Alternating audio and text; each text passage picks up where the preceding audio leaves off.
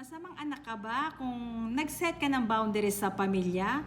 Alam mo yung feeling na kahit pagod ka na, ikaw pa rin yung ang inaasahan dahil okay lang yan, anak ka naman.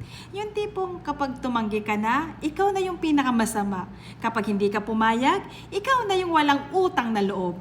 Pero let's be real, hindi ka masamang anak kahit marunong ka nang mag-set ng boundaries.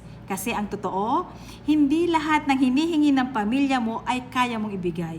Hindi lahat na expectation nila dapat ikaw ang sumalo.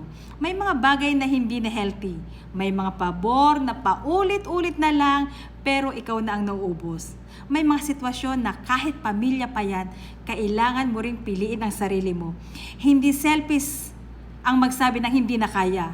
Hindi ka lumalaban sa pamilya mo kapag pinipilit mong magpahinga. At hindi ka nagiging masamang anak kapag inuuna mo na rin ang mental peace mo. Kasi tandaan mo, ang respeto sa pamilya hindi dapat galing sa pagsasakripisyo na sarili mo.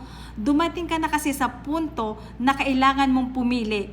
Yung laging oo pero ubos ka, or yung laging hindi pero buo ka.